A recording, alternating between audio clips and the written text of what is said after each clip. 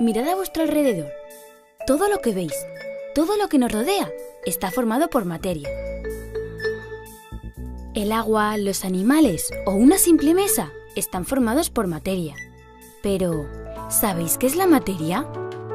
La materia es todo aquello que tiene una masa y ocupa un volumen. Estas son las propiedades generales de la materia. La masa es la cantidad de materia que tiene un cuerpo. Se mide en kilogramos y se calcula mediante una balanza o una báscula. Sí, como las que tenéis en el cuarto de baño de casa o las que utilizan los médicos para pesarnos. Os vamos a poner un ejemplo para que lo entendáis mejor.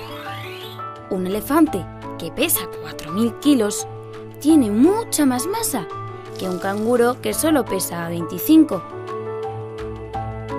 El volumen es el espacio que ocupa un cuerpo. Se mide en litros y para que lo entendáis mejor, vamos a seguir con el ejemplo del elefante y del canguro. El elefante ocupa más espacio que el canguro, por lo que podemos decir que su volumen es mucho mayor. Para calcular el volumen de un cuerpo, por ejemplo el de una piedra, tenemos que llenar una jarra medidora con 1 litro de agua, así como podemos ver en la imagen. Cuando introducimos la piedra en la jarra, vemos que el nivel del agua sube y que ahora marca 1,7 litros. Ahora tenemos que restar a esta medida el litro de agua que teníamos en un primer momento, es decir, 1,7 litros menos 1 litro. Y el resultado es el volumen de la piedra. Es decir, que esta piedra tiene 0,7 litros de volumen. ¿Fácil, a que sí? Para medir el volumen de un elefante necesitaríamos una piscina muy grande. La materia tiene unas características específicas como el color, el sabor, la dureza, la elasticidad, la temperatura o la densidad que nos permite diferenciar unas sustancias de otras. Esto quiere decir que cada materia tiene unas características propias. Por ejemplo, la leche es líquida y blanca. En cambio, una pera es dulce. Son muy diferentes entre sí, aunque las dos están buenísimas.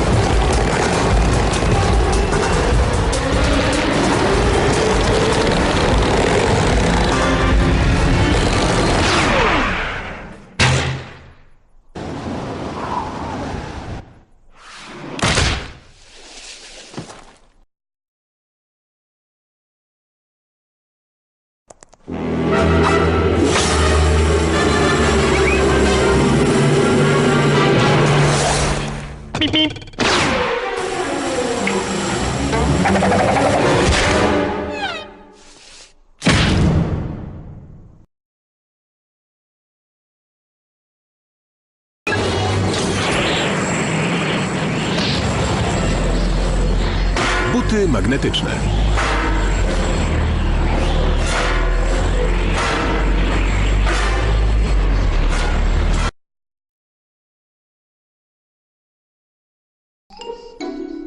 jeszcze więcej darmowego ziarna.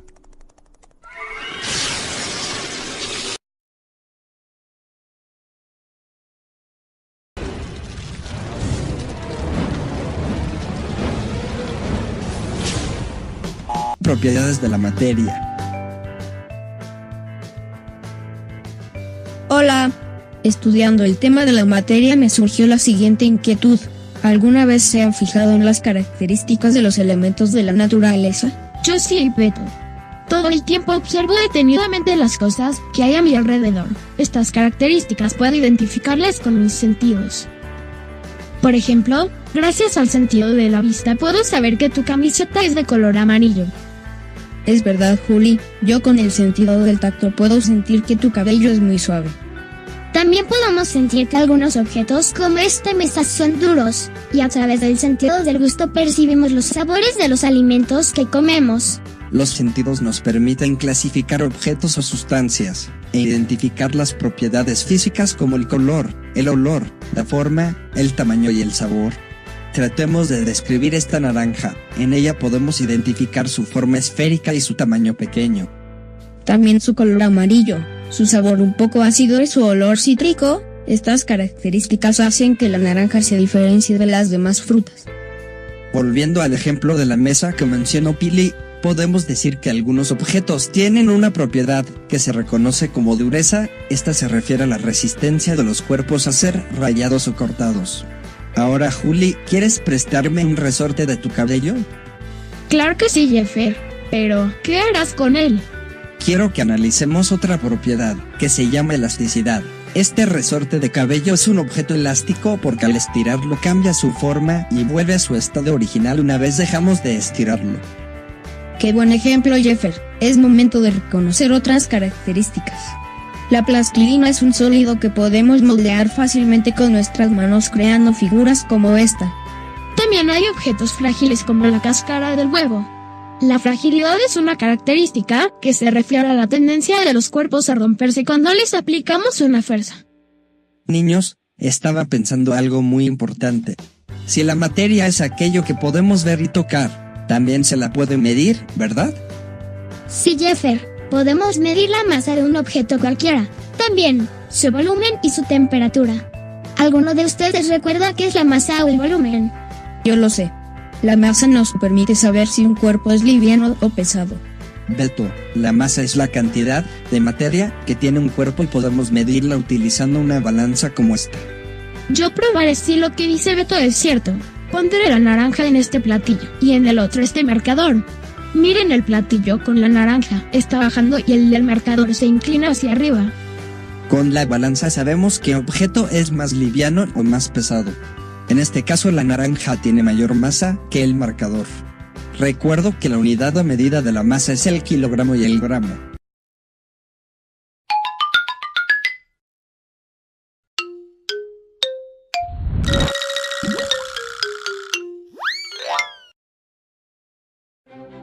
Estamos rodeados de infinidad de sustancias. Algunas son puras, pero la mayoría están formadas por mezclas de dos o más sustancias puras. Las sustancias puras tienen un aspecto homogéneo. Cada sustancia pura se caracteriza por poseer propiedades específicas que la distinguen de las demás. Las mezclas, en cambio, no tienen propiedades específicas. Sus propiedades dependen de las sustancias o componentes que las forman. Es posible extraer los componentes de una mezcla utilizando métodos de separación apropiados.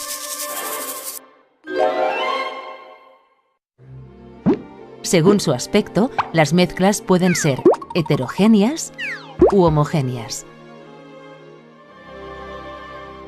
En las mezclas heterogéneas, los componentes se pueden distinguir visualmente y no se distribuyen de forma regular.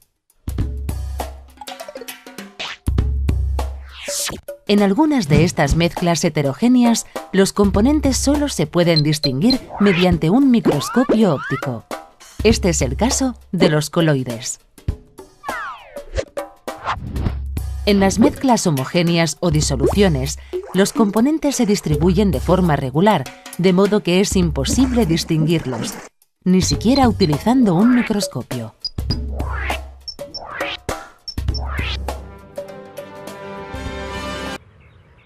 Agua, sal, aceite, harina, levadura. ¡Ajá! ¡Lo tengo todo! Vas a hacer una mezcla. ¿Una mezcla? ¡No! ¡Una pizza! Eso dije. ¿Una mezcla? ¡Una pizza! Una mezcla. ¡Una pizza! Una mezcla. ¡Pizza! Mezcla. ¿Qué es una pizza? ¿Una mezcla? Así es. La pizza, la ensalada, los cereales del desayuno o el cacao con leche son mezclas. ¡Ah, claro! Casi todo lo que comemos es una mezcla de ingredientes. Y también son mezclas el agua del mar, y el aire, y las rocas, y los plásticos, y el papel, y la arena. Ok, entendido. ¿Pero qué es una mezcla? Empecemos por el principio. Ya sabes que todas las cosas están compuestas de materia. La harina, el aire, el agua, tu ropa, las piedras. Hay montones de materiales distintos, pero todos los materiales que existen se pueden agrupar en dos tipos: sustancias puras o mezclas. Las sustancias puras son las que están hechas de un solo tipo de materia. La sal, el oxígeno y los minerales son sustancias puras. Pero la mayoría de los materiales que encontramos en la naturaleza son mezclas. Las mezclas son combinaciones de dos o más sustancias puras. Las rocas son mezclas de minerales. El aire es una mezcla de gases. El agua del mar es una mezcla de agua y sal. Cualquier cosa que se te ocurra combinar es una mezcla de algunas o de cientos de sustancias. Ya tengo hecha la primera parte de mi mezcla. ¡Espléndido! Has obtenido una mezcla homogénea. ¿Homo qué? Homogénea. Las mezclas homogéneas son un tipo de mezcla que tiene el mismo aspecto en todas sus partes y sus componentes no pueden distinguirse a simple vista. Tu masa de pizza, el agua del mar y muchos metales son ejemplos de mezclas homogéneas. También existen las mezclas heterogéneas, en las que los componentes son visibles y la composición no es igual en todas sus partes. El granito, la arena o las ensaladas son mezclas heterogéneas. Pero sean homogéneas o heterogéneas, hay dos cosas que es importante saber sobre las mezclas. Una, que los componentes que los forman conservan sus propiedades. La sal y el agua no dejan de ser sal y agua por muy bien mezcladas que estén. Y dos, que gracias a eso, las mezclas se pueden separar en sus componentes. ¿Separarlos? ¿Cómo? Bueno, hay distintos métodos según el tipo de mezcla. Podemos usar un filtro para separar un sólido de un líquido. O un imán para separar los metales. Evaporar la parte líquida. O si un componente es más pesado, simplemente esperar. No entiendo. ¿Para qué querría alguien separar los ingredientes de una mezcla? Bastaría con no mezclarlos. Porque con las separaciones de mezclas también se obtienen muchos materiales y sustancias que usamos cada día. La sal, por ejemplo, se obtiene evaporando agua de mar. Muchos metales se extraen de las rocas. La celulosa, que compone el papel, procede de la madera. La nata se obtiene separando la grasa de la leche. ¿Se te ocurren más ejemplos de materiales que sean mezclas o separaciones? No, pero lo pensaré mientras tomo mi... ¿Eh? ¡Mi pizza!